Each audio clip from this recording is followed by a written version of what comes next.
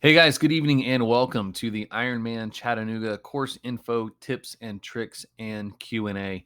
We're a little bit over a week from this year's Ironman Chattanooga. Super excited. Ironman Chattanooga really is a unique race. It is a special race, and you guys are really in for a treat. I think it probably is one of the most underrated underappreciated events on the Ironman circuit. There's some characteristics to it that are really unique. Some things that make it kind of first timer friendly, but others that make it actually a pretty challenging race. So, what I want to do here this evening is share some of my experience, both as an athlete and a coach, to help increase your confidence and reduce your stress as you head into race day so that you can have your best race experience possible. Produce your fastest time, your best time, and really enjoy everything that Chattanooga has to offer. So, let's get started. My name is John Mayfield. I am a full time triathlon coach. I am passionate about long course racing. I work exclusively with long course athletes. I am certified by both USA Triathlon at level 2 and Ironman U, and I've had the privilege of coaching hundreds of athletes from first timers to professionals and everyone in between. So, again, what I want to do here this evening is just share um, everything I've learned over the years, racing myself, working with, again, hundreds of athletes, just to glean some little information, to give you some tips and tricks to help you navigate those last several days as you head into the race, as well as the race course itself. So, a couple tips before the race. Keep in mind you have to check in by Friday. This, I would assume this goes without saying, but actually, every time I do these webinars, I find someone who may be traveling in Saturday morning or something like that, or Friday evening, and they would have missed that check in. This is one of those things that Ironman is pretty strict about. There is no check in the day before the race. That's for dropping your bike and dropping your gear bags. No check in the day before the race. No check in the day of the race. So make sure that you have arrived in Chattanooga and able to check in by Friday at I believe it's 5-6 o'clock. That check in is open until. So make sure that your travel and all that gets you there in time. It's about a 2-hour drive, both from Nashville and Atlanta, depending on if you're flying in and flying into one of those airports. Keep that in mind as well. So those are the kind of things that you just want to make sure that you're not applying more stress to this situation. It's going to be stressful enough, especially if you're traveling, you're flying with your bike. There's a lot of things going on. Do everything that you can to reduce your stress. Give yourself extra time so you're not having to rush around. You'll be glad that you did. Now, this is the first time I'm going to mention hydration throughout the evening here, but I can promise you and assure you it won't be the last. In fact, by the time we get to the very end, you may be tired of me talking about hydration. This is one of those things that over the last several years, I have really come to understand just how critical hydration levels are in performance. And yeah, I mean, that's certainly not anything new to anyone.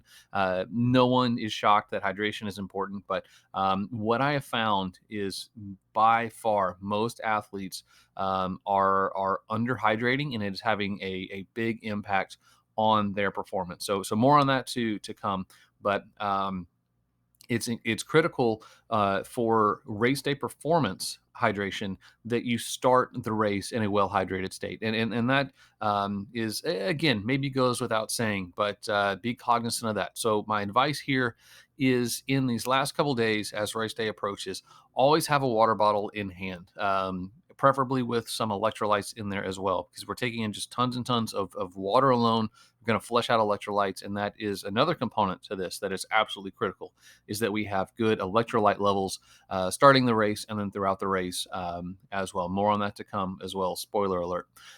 So I'll talk a little bit more about this as well coming up. But what I do when I'm racing a long course race is I like vitamin water. So I just have a case of vitamin water and always have a bottle somewhere in the vicinity of where I am in those last couple of days, making sure that I'm again staying well hydrated, keeping up with my electrolytes. And we're going to revisit that vitamin water bottle here in a couple minutes as well.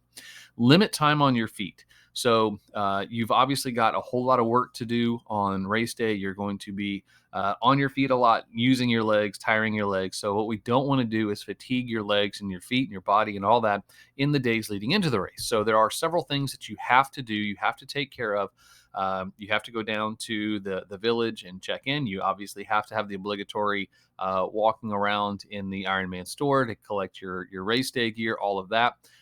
Day before the race, you have to drop your bike and your gear bag. So there's going to be some time on your feet. There's going to be some time out in the elements. Chances are it's going to be pretty warm.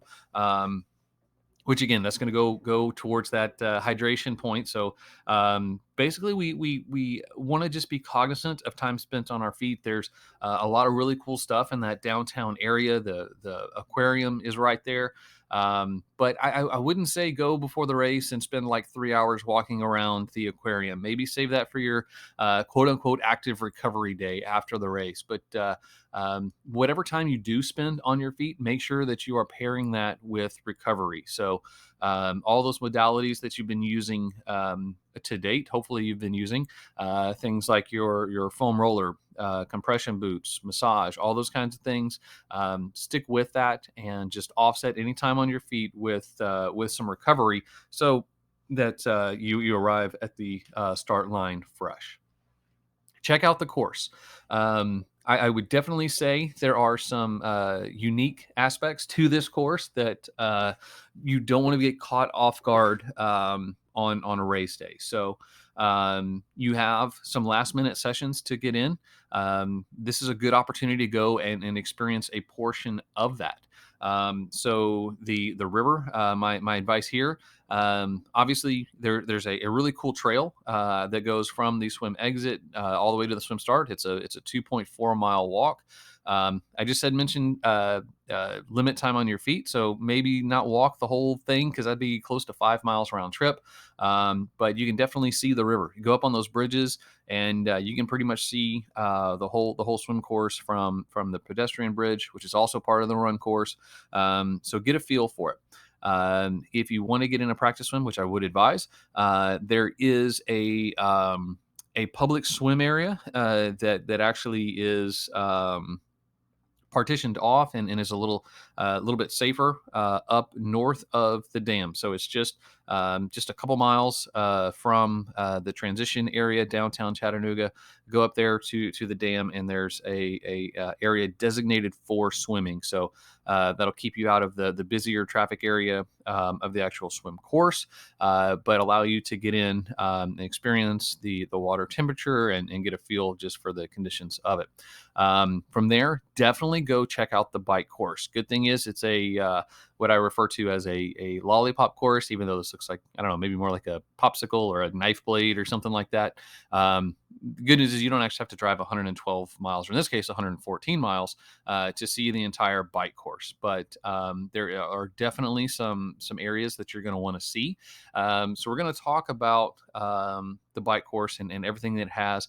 There's not a whole lot to it, but there are a few technical areas that you do not want to experience or see for the first time on race day. So go out, drive the course, see exactly what I'm referring to. The biggest thing is going to be the southern tip U-turn, where you're basically going to be heading downhill pretty quick and then make a sharp almost complete U-turn immediately up to a pretty good climb. You're going to want to see that and have a game plan for it. But you'll also be able to see things like, I'm going to refer to the course as hilly, as rolling. But what does that mean? I'm come from the Texas Gulf Coast, where a speed bump is a rolling hill, so it means a little bit something different to everyone. For some, a quote unquote hill may be a mountain. Others, again, just something like a little speed bump or something. So go out there and see exactly what the course looks like, exactly what you're going to experience on race day, so you're not caught off guard. The aid stations will also be marked in brightly colored duct tape on the road, so you'll get a feel for exactly where those are, how they're spaced out, but also things like, is the aid station on a climb? Is it just before or just after a sharp turn? Yeah, Ironman will do that. for whatever reason. But go see exactly where those are. Have a game plan just so that there are no surprises on race day. And then same thing for the bike course. Maybe you ride the bike course on your bike, get in a little session, make sure your brakes aren't rubbing, make sure your gears are shifting well, and preview the run course. So there are definitely some challenging sections of that run course that you're going to want to have a game plan for and be prepared for, so that you're not caught off guard, not surprised on race day. So go and check out the course. Read the athlete guide. Even for seasoned athletes, there's usually one or two little nuggets in there that are very important and maybe go without saying. But if not new information, they may be a good reminder. So make sure you're checking out the athlete guide. And then also check out the opening ceremony. It's Friday, 6 o'clock. Some cool stuff, some great inspirational videos that will really get you excited for the weekend, and a great opportunity just to connect with the community there. All right, on to the swim course. Known as one of the fastest Ironman swims on the circuits, and perhaps one of the reasons you even chose this race. So, as we head down to the swim start, the water temperature will be announced on race morning in transition. Typically, it will be posted in the days prior, leading into the race. Oftentimes, when you go to check in, they will have the water temperature for that day. But the official water temperature will be taking early morning on race day. So, um, it's been close to wetsuit legal. That's kind of that big lingering question that a lot of folks are going to have. Is this going to be wetsuit legal or not? So last year the official water temperature was 75.6. The year before that 74.8. So for the past 2 years it has been wetsuit legal. It is wetsuit legal up to and including 76.1 degrees. At 76.2 it becomes wetsuit optional. So over the last several couple years, 2 years, it has been wetsuit legal. But prior to 2021, there was no race in 2020, obviously. But prior to that, there were several years where the water temperature was above 76.1. It was not a wetsuit legal race. This has been a warm year. And from what I've seen, we're already lingering around the mid to upper 70s. So my advice here is just to be prepared both ways. There have been days where, or years where the day before the race, it may be 2 or 3 degrees above 77, 78 degrees. And then all of a sudden on a race morning, it may be 75.9. So you never really know. So be prepared for either. I would say, gun to my head, if I had to guess, I would say this year it will probably be not a wetsuit legal race. So plan for that. And if you are one that hopes for a wetsuit legal race, then maybe you'll get lucky and they'll find a nice cool spot there in the river and it'll be wetsuit legal. But I would say for this year, it's not definite. I'm not making a prediction, but I would say the prudent thing to do would be prepared for a non wetsuit legal swim. If in that case it's not quote unquote wetsuit legal, you still will have the option to wear a wetsuit, but you will be starting behind all those that do not wear a wetsuit, and you will not be eligible for age group awards or world championship slots. Still official finisher, all of that, just not eligible for the awards. So, as I mentioned, it's a 2.4 mile walk from the transition area down there to the swim start. There is no parking down there at the swim start, but they do a great job of shuttling all of the athletes down there via bus. So it starts quite early, starts at 4:30 in the morning. They start running buses from the transition area down to the swim start. There are a lot of buses, and they are quite efficient. Not a real long drive, pretty long walk, but it's a short drive. So once that bus leaves the transition area, you're down to the swim start in 5 to 10 minutes. So what you'll do is get everything taken care of in the morning down in your transition area, do what you need to do down there, hop on a bus, and they will take you down there to the swim start. Those buses run again from 4:30 until 7, with the age groupers starting the race at 7:30. It is a self-seated rolling start, so you will be lining up according to your expected swim time. Obviously, the big wrench that can be thrown in here is the current. So what you will do is line up according to what you would expect your swim time to be if there were no current. So we're not going to take the current into consideration here. Basically, what we're trying to do is get everyone swimming with like pace swimmers. So that's the intent so far as that goes. So what would your normal unassisted 2.4 mile swim time be? Line up according to that. As you can see here from the picture, nice easy swim start. You'll walk down the ramp onto that platform, jump in, and take off towards the swim exit. So, a couple tips for the swim start. My recommendation is to get on an early bus and get queued up early.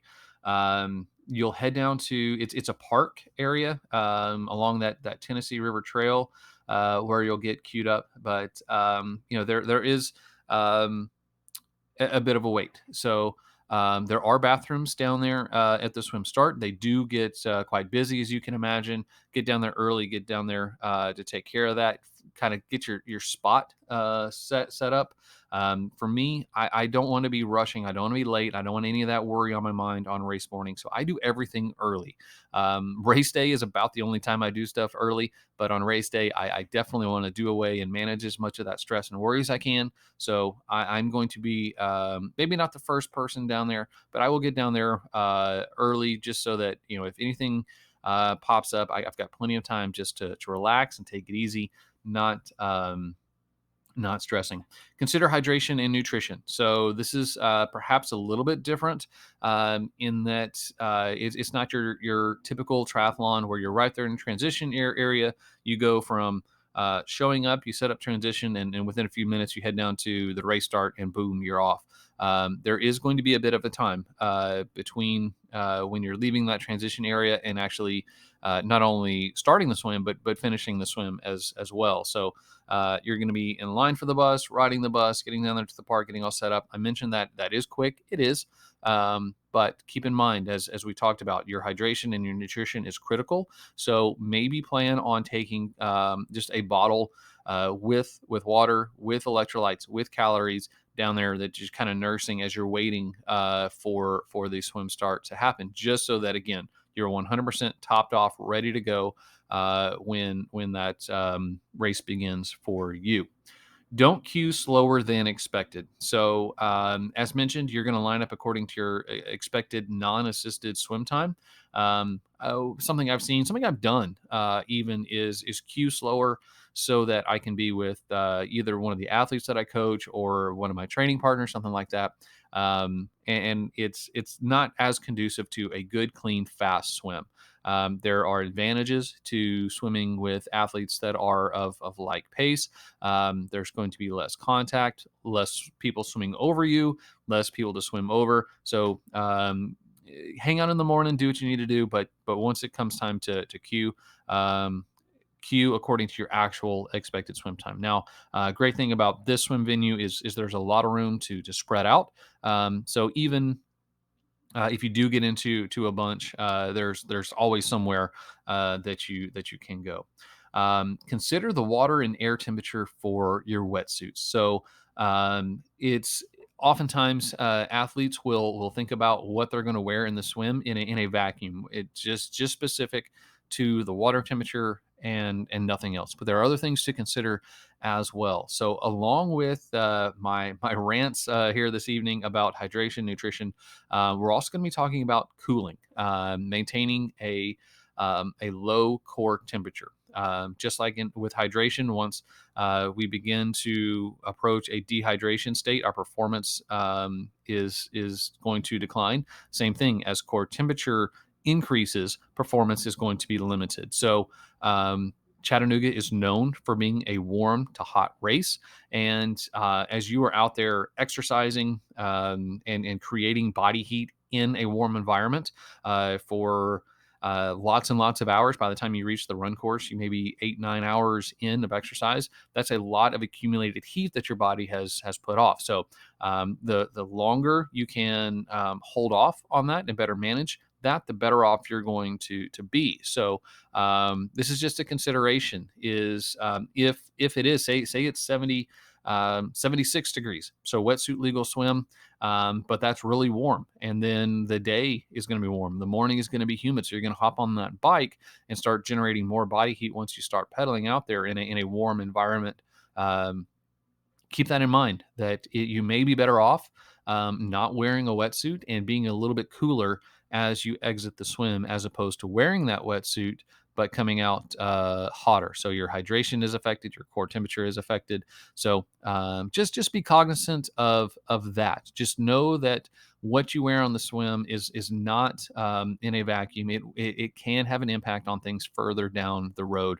And yeah, it's a bit of a stretch to say what you wear um, in on the swim of an Ironman can affect the run, but there is accumulation effect. It's an all day accumulation of body heat, and if you're right on that borderline and little things matter, which they do, that can be affected. Now, I'm not saying don't wear a wetsuit, especially if it's below that 76.1. You may swim 5 minutes faster in your wetsuit, and it may be well worth it. But just something to consider. Take that, keep that in mind, and just make a decision, whatever is right for you. All right, so the actual swim course is a point to point. So basically, you'll jump off that platform into the river and head to the swim exit. Not a whole lot to it. No turns other than that final little turn there at the swim exit. As mentioned, the current will fluctuate, so it's all controlled by the dam that is not too far upstream. So there have been years where there is effectively no assistance. Others has been quite fast.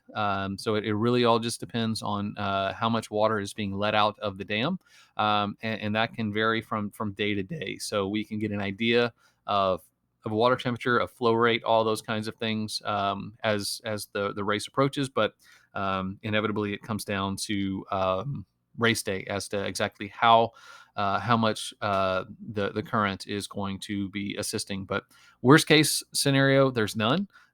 Generally, there's some, and in some cases, there's a lot. So chances are you will get at least some benefit from this downriver swim. Sunrise to the rear, so it's a little bit less of an issue as opposed to some other races. Obviously, on this point-to-point swim, if you were swimming to the east, right into that sunrise, it would be a much bigger deal. But the fact that you are actually swimming largely to the west, that sunrise is going to be less of an issue if it as opposed to other directions. Couple tips for the swim course. The current is going to be strongest towards the center. Now, the buoys are generally lined up towards what will be the left side of the shore to the south, but the current will be stronger again towards the center of the river. So if you can kind of cheat over to that side, basically you're just going to have to be working with the support personnel. So there'll be folks out there on paddle boards, kayaks, boats, all that kind of stuff. They're going to be keeping you from going too far. But my recommendation here would be to kind of push the limits here and favor that right hand side as much as is safe, as much as is allowed. Just simply because the current will be stronger out there in the middle. So relatively soon, the first couple 100 yards in, you'll begin to kind of make that turn there to the right, and then you'll be able to sight off of the island. So it's low enough, large enough that it actually is a great sighting object. So it's going to make swimming this course quite easy. In fact, keep in mind in these races, you only have to actually swim around the red buoys. So basically, you're just going from the start to that red buoy. So having that straighter line towards the island can actually keep it a little shorter than if you were to go buoy to buoy to buoy, you may end up actually even exceeding that 2.4 miles. So kind of cut off, just like on the run, we say run the tangents. In this case, you may want to swim the tangents as well. So it's going to be the shortest path to the exit, and it's going to provide the strongest current. So again, want to respect the support personnel, stay within the limits of where they're keeping you, but basically the shortest, fastest route is going to be towards the center of the river. Find your space. It's a nice wide river. No need here to get bunched up with a bunch of athletes that you're gonna have a whole bunch of contact with.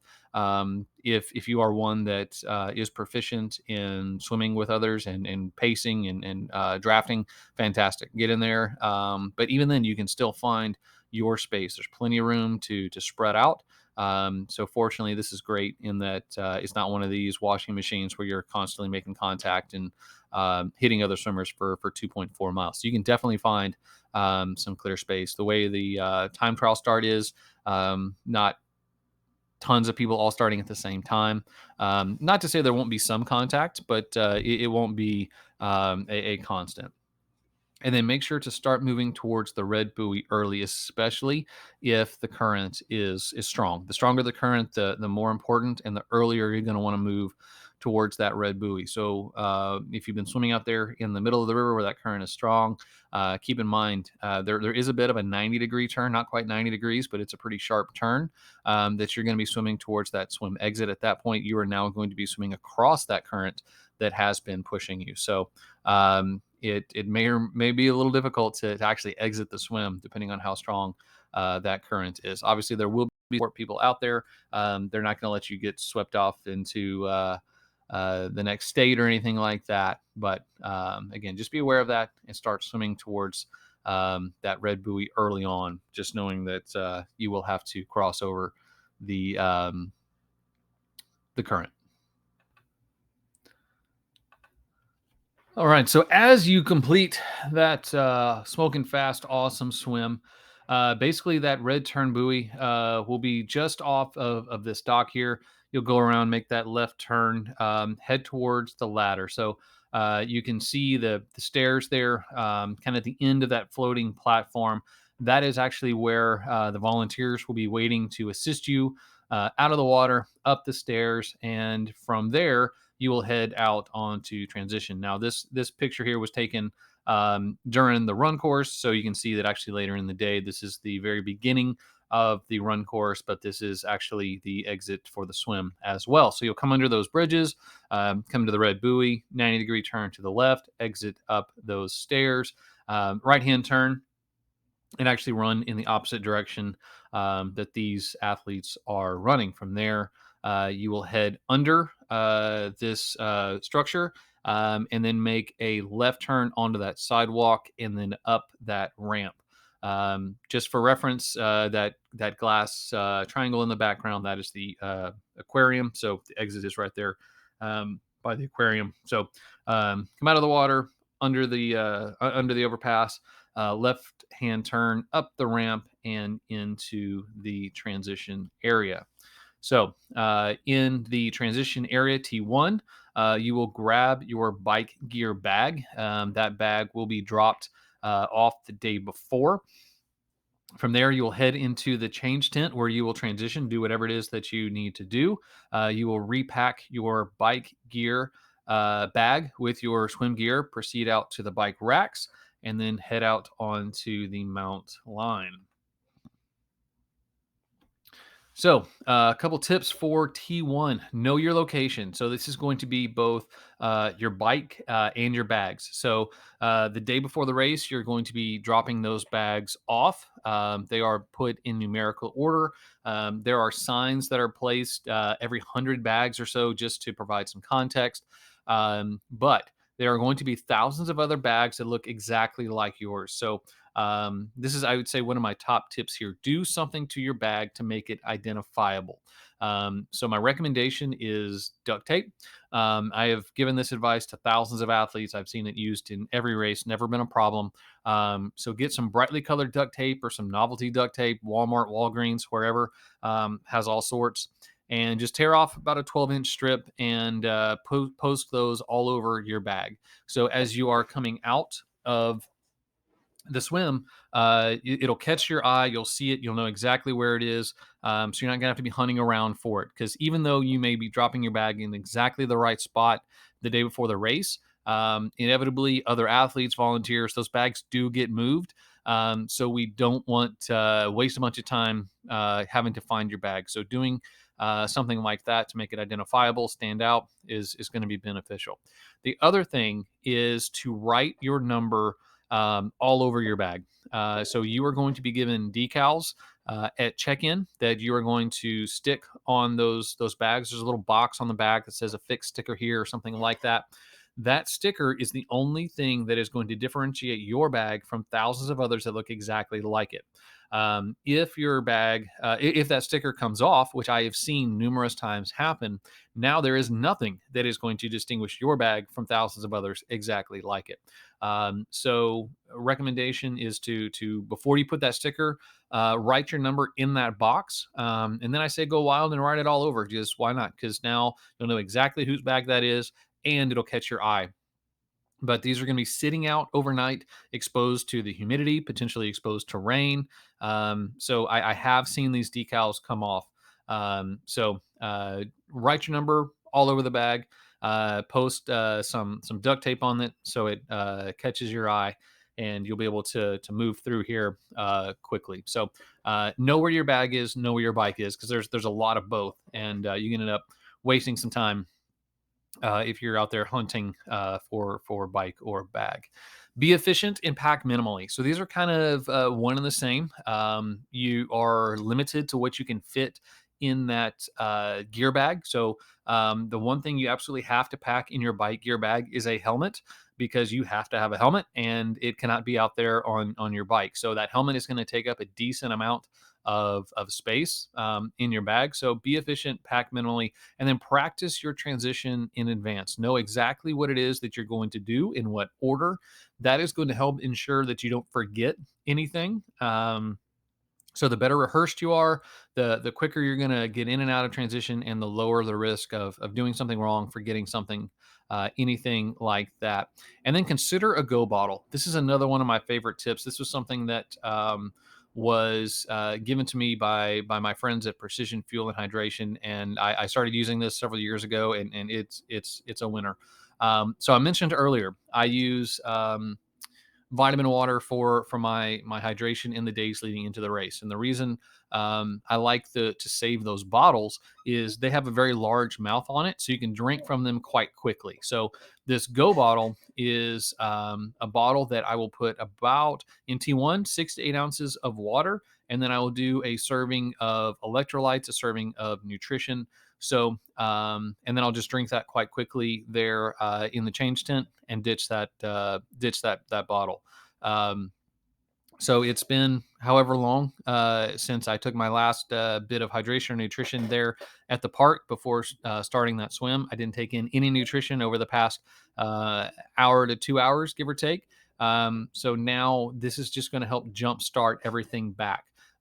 So it's giving me some hydration, some calories, some electrolytes, and then once I get out onto the bike course, then I can start my normal bike hydration and nutrition protocols. But that Go bottle is just a little boost, a little jump start there in transition. So I found that works quite well for me. So consider adding that Go bottle to your transition.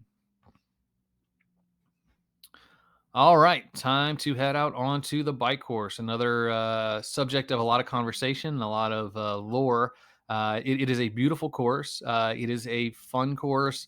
It is a fair course, but it has a little bit out there, certainly to challenge you. So generally, the roads are good. The worst roads are right at the very beginning. So something just to kind of be aware of as you come out of transition. There are some areas to be aware of, but generally once you get out of that immediate vicinity, the roads will improve. There are several railroad track crossings. So again, something else just to be aware of. Typically, Ironman will cover those if they're able to with a carpet or something like that that lessens the impact of going over those railroad tracks. But just be aware of things like bottles coming loose, and obviously you want to be careful not to crash coming across those. The course is a net uphill out as you're headed southbound. And then, of course, net downhill as you head back to the north. So the good news is, as you're headed back into transition, it is a net downhill. It is relatively flat through Tennessee. So the first several miles of this course, you're headed south. Chattanooga is basically on the Tennessee Georgia border, so it's pretty flat as you are leaving Chattanooga, and then the couple miles that you're still in Tennessee, and then the elevation, the undulation, the hills, all that really begin once you cross over into Georgia.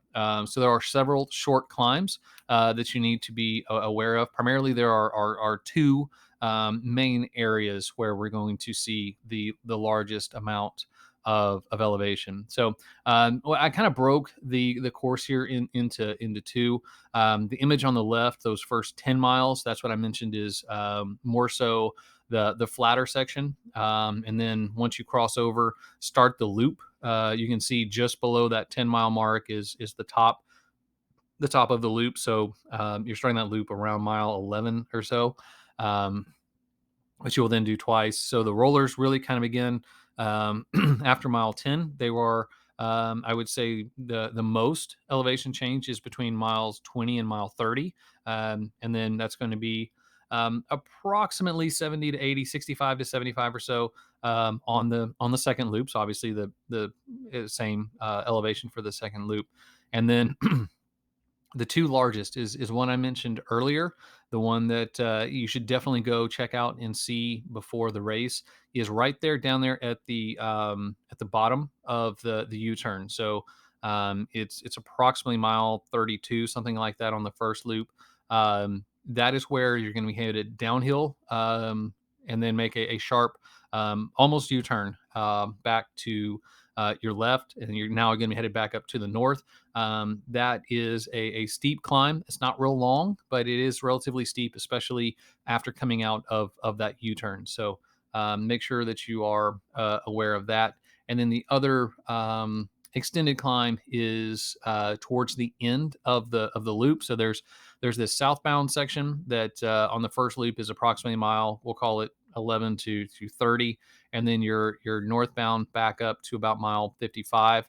And then you have a little bit of a westbound as you finish off. That goes from Chickamauga back to the start of the loop. There is a section of climb along there, so you can kind of see there are two predominant peaks on the elevation chart down here at the bottom.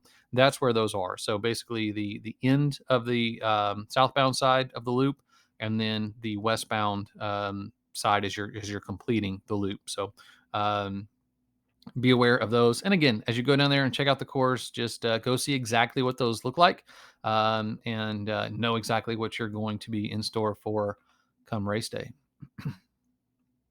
All right, so a couple tips for the bike course. Be careful out of T1. As mentioned, the roads there aren't great. There are some cracks that can cause some problems. There may also be some traffic, both from other cyclists and potentially even cars. It's not a completely closed course, so just be careful as you're exiting T1.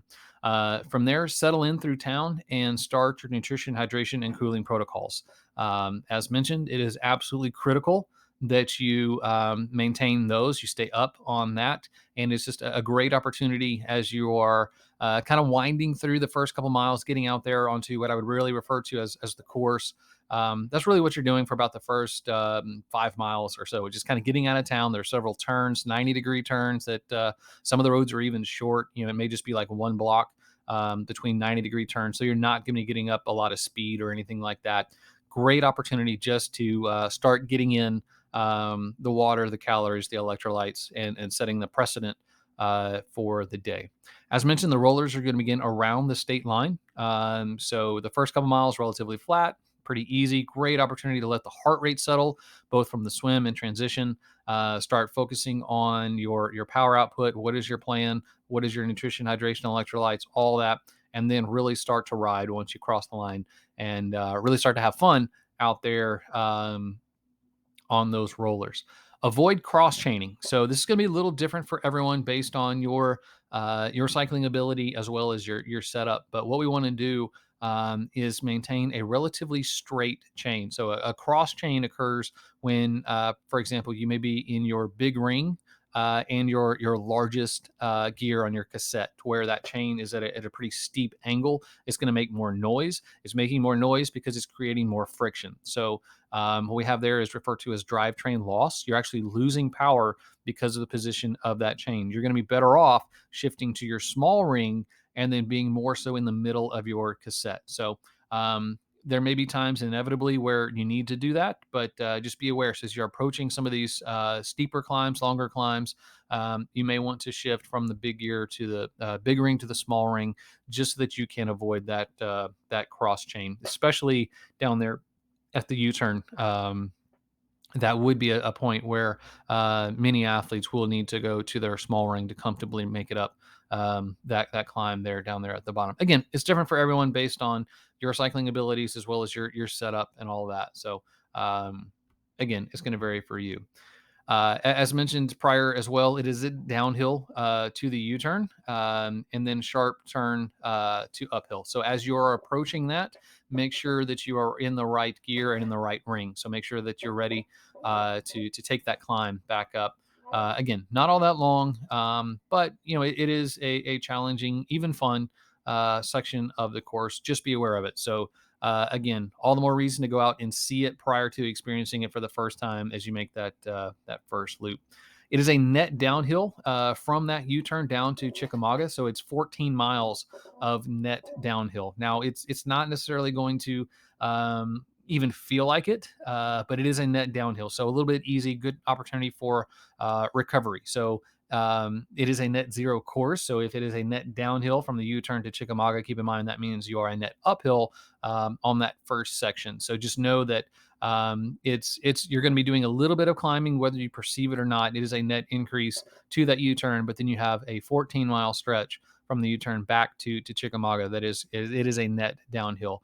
That doesn't mean you're going to be coasting for 14 miles or hitting 50 miles an hour or anything like that, but just be aware of that. So great news is that it's going to be late in the bike ride for the second loop. So good opportunity just to kind of settle in, and good opportunity not to overcook it. So it's nice when you don't have a real challenging closing section of a bike course that's really going to take it out of you and really impact your run. So you're going to be doing your work a little bit earlier in the day. So that second U-turn is around mile 80. And I would say your hardest work is done by about mile 80. So effectively, your next 34 miles or so, sure, it's 34 miles to ride. There are going to be some hills in there, even as I mentioned, between after Chickamauga is that second climb, but it's not super difficult. It's not super long, but just a good opportunity to once again get caught up on hydration and nutrition and cooling if that's something that you need to do. Let the heart rate settle down and set yourself up for a great run. So elevation peak is west of Chickamauga. So you'll make that 90-degree, or not 90-degree turn, but you'll make a left-hand turn right there around mile 100 on the second loop. And that's where that other climb is. So basically at the bottom of the loop and then at the top of the loop is where really the most significant climbs are going to be. And then once you complete the loop, headed back into town, you've got somewhere around 12 miles or so to go. Begin to prepare for T2 and the run. So my recommendation is to not take in any hydration or fuel in the last 20 minutes. So that goes a little bit against what I've been preaching all night about staying up on hydration and nutrition. But what we don't want to do is fill the belly up with a bunch of either food or water and have that to start the run, especially because there's a pretty significant climb right out of transition. You don't want a bunch of water or food sloshing around in your stomach early on on the run course. So 20 minutes out. Generally for most, that's somewhere in the neighborhood of 6-7 miles, so about halfway back to, maybe it's the state line is somewhere around there. You could use that as your reference. Once I hit back into Tennessee, stop taking in any nutrition, hydration. So make sure prior to that that you are caught up. So topped off somewhere in that last stretch. Maybe it's getting up that last climb after Chickamauga, and then knowing, hey, I need to, get in 6-8 ounces of water. I need to get in 100 calories, take a gel or something like that, just to fuel the last section of the bike, and then start the run strong. The other thing is beginning to set up your run cadence. So the easiest way to do that is to match your run cadence to your bike cadence. So kind of the rule of thumb is 90 steps per minute, a cadence of 180. So start spinning at a cadence of 90, and your brain will get used to that turnover rate, so that when you transition and start out on the run, your legs will automatically just head out there and continue that 90 rate of 90 steps per minute, turning over at 90 times per minute. So just be aware of that. All right, as you head into T2, very similar procedure and very similar advice to T1. You will retrieve your run gear bag. You will head into that change tent and transition in there. You will repack your bike gear bag into your run bag. And then from there, you will head out onto the run course. Tips for T2. Again, pretty much exactly like the tips for T1.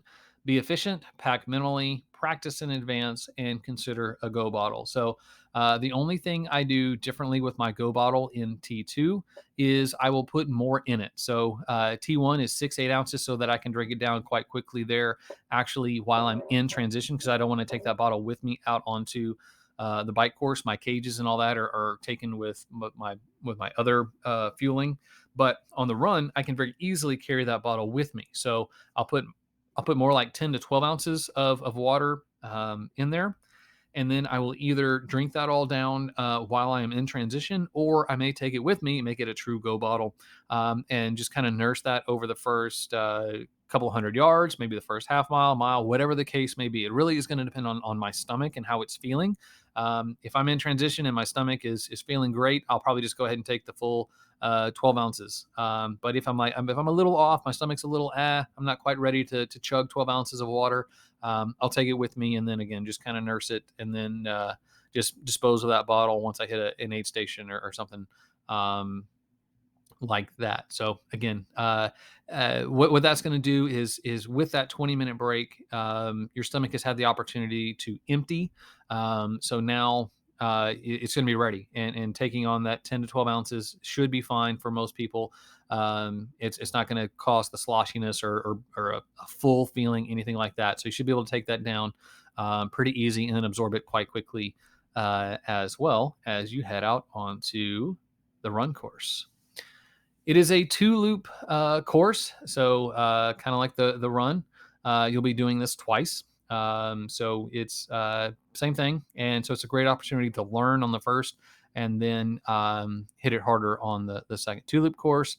It is rolling with some climbs, so kind of similar to the run course, where it's there are some sections where it's pretty flat, but then there's some sections where it's definitely going uphill and downhill. So again, go check out the course before and see exactly what I'm referring to when I'm saying hilly or flat.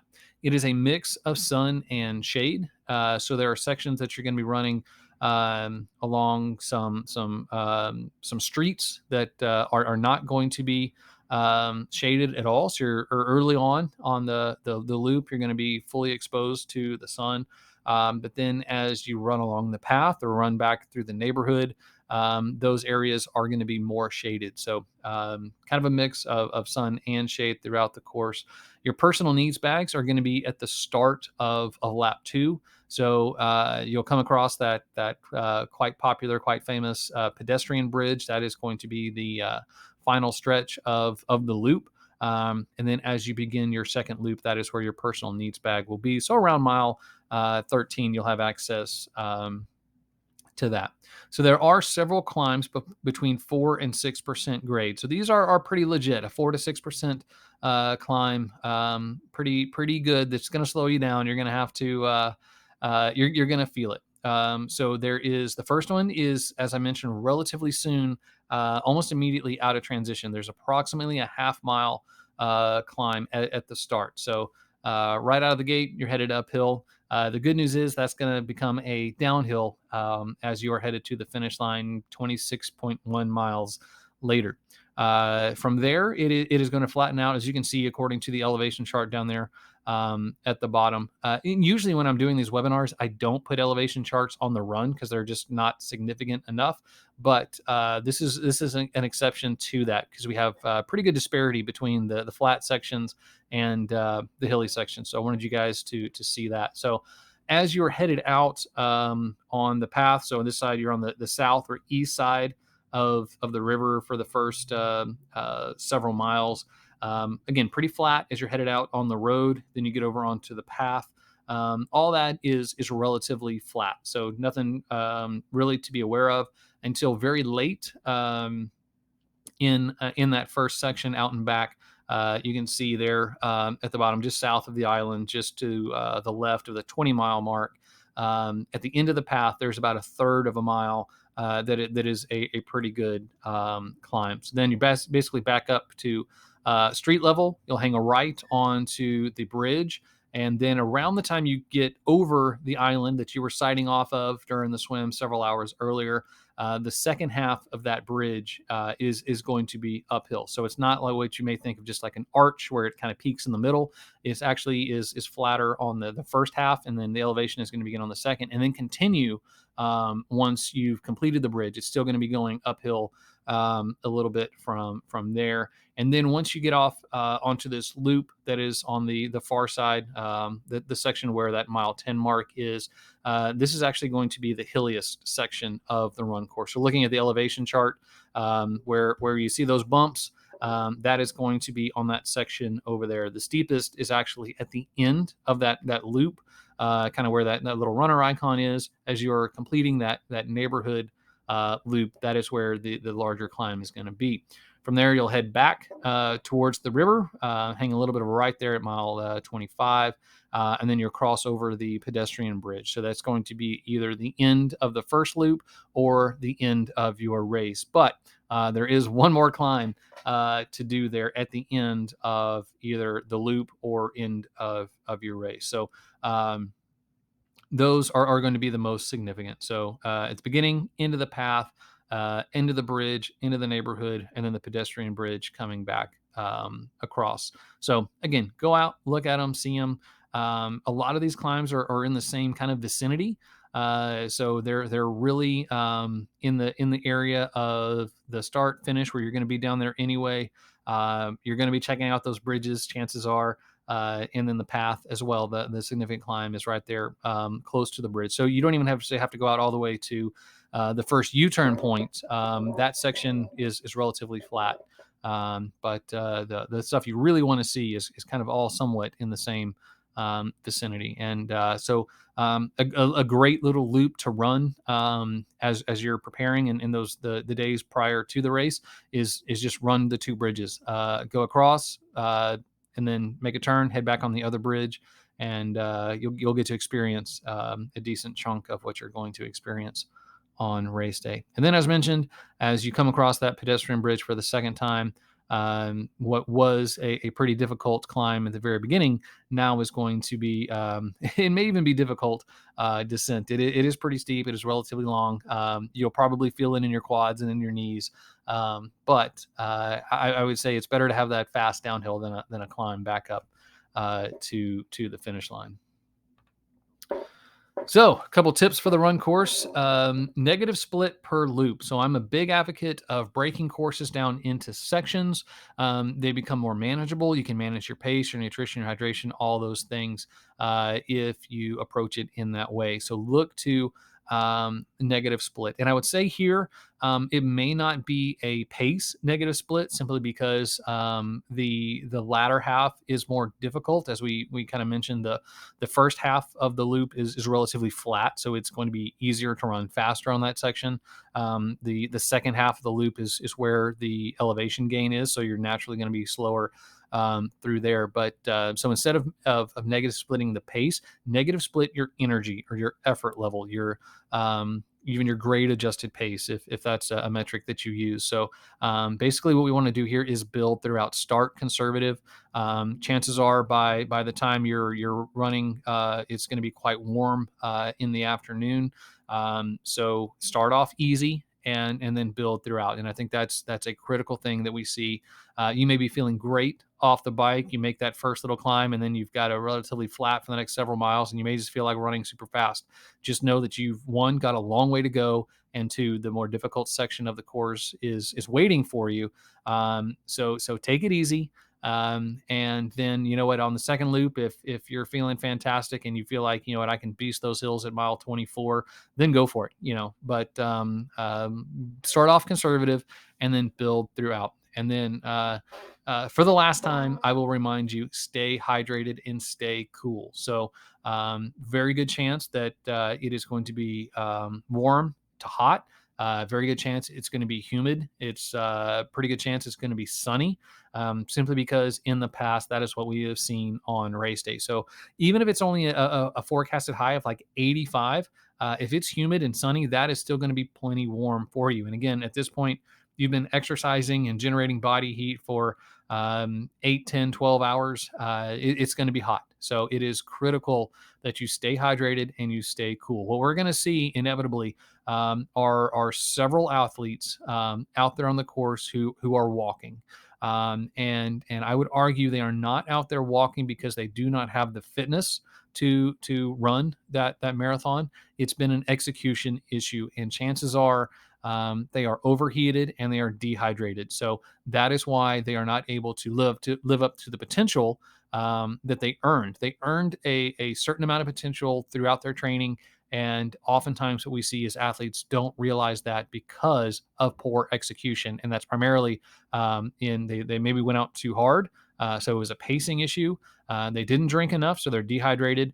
And they didn't manage their core temperature, so they're now overheated. And really, all three of those are very difficult to come back from. And oftentimes, athletes will be guilty of all three. They went out too hard, they didn't drink, and they got hot. But yeah, to recover from that definitely takes time. And oftentimes athletes never will recover from it. And inevitably, they will spend much more time out there on that run course than they should have. So hear me well. Drink like it's your job, because it is. Take in plenty of water, plenty of electrolytes, and then stay cool. Ice at the aid stations, cold water every opportunity that you get. Do everything that you can to manage your core temperature and stay hydrated. Part of that is take something from every aid station. So you paid a bunch of money to be part of this race. You might as well take advantage of the stuff that they're giving away. So that, and really, you probably need something at every aid station. So every mile, give or take. So maybe it's hydration, maybe it's calories, maybe it's electrolytes, maybe it's a gel, something like that, or maybe it's just some cold water to pour over your head. Maybe it's some ice to dump down your shorts. Take something from every aid station, and then plan your aid stations in advance. You're going to see them likely several hundred yards away. Start thinking about, what am I due for? Am I due for water, calories, anything like that? Am I getting hot? What do I need to do at this aid station? So plan in advance as you're coming up. Don't arrive at the aid station and say, yeah, maybe I want a pretzel or maybe some Gatorade. Plan it out in advance and be more strategic as you are approaching those aid stations. Then just a good reminder for technique as you are approaching those climbs. Drive your knees. That is where your ability to climb and run fast, which are effectively the same thing, is going to come from your knee drive. So make sure that you're getting good knee drive as you are running up those hills, and then recover on the downhills. Also be careful about burning up your quads. That is one of the risks of running downhill. Is we can have a tendency there both to have a lot of more impact on our knees and impact on the quads. So just kind of be careful with that. And then fuel on the flats. So plenty of opportunities here to really make sure that you're staying up on your protocols, and those are going to be easier to do on the flats. You're likely going to have a lower heart rate, And then just kind of technically or logistically, it's easier while running on the flats. All right, the finish line. This is what you have been working for, dreaming about: blood, sweat, tears, financial investment, time away from family and friends. This is what it is all about. So, a couple tips as you approach that glorious finish line. You will come across that pedestrian bridge, which is going to be full of energy, full of spectator support. You'll hang a turn and then run downhill towards that finish line. Start thinking about it. And first thing to do is clean up. You're going to be a mess, blood, sweat, and tears, and snot and all that. This is where you're going to be taking pictures. It'll be your Instagram profile for the next several years. Main thing here, I would say one of my top tips: take it in. This is what you are going to remember. This is what is going to bring you back. This is what makes all that investment worth it. Take it in. So I would say, especially once you enter that chute, once you step onto that red carpet, really be present and make yourself, because you're going to be very tired. There's a lot going on, but make sure to collect yourself and be present as you are approaching that finish line. Listen for your name to be called, and then plan your finish. What does your finish line look like? It's a little different for everyone. Just make sure you're not taking anything with you, any kids, any pets, anything like that. But really enjoy it. Make it yours. Make it unique, and find some space. So if you're running there and there's a bunch of people, maybe just hang back a little bit and let them go, let them have their time, and then really enjoy it. Now, if you've ran the last 24 miles and made a new friend, absolutely cross the finish line with them, but find the space and make a picture fantastic for the finish line. And then for me, it's all high fives. I love running down that chute. I love high-fiving the kids, the strangers, my support crew. But again, whatever it is that is going to make this finish line special and memorable for you, by all means, do that and rock it and make it awesome. All right, now here's where I would normally answer all the questions that I have gotten. Unfortunately, I have already exceeded my time. Sorry, not sorry. I love talking about this race and everything. So what I will do is, if you have submitted a question throughout the webinar here this evening, I will respond to those via email in the next couple of days. If you have a question, feel free to reach out to me. My email address is john@tribetriathlon.net. I'm going to be sending out a replay of this tomorrow, so you'll have my email address there. Feel free to respond. Let me know how I can help. Let me know if you have any questions. If you need clarification on anything, I'm more than happy to assist. So thank you for joining me here this evening. I hope this has been beneficial. I hope you've gotten some good things. I hope this helps you reduce your stress and increase your confidence so that you can have an amazing experience at Ironman Chattanooga. Go be an Ironman.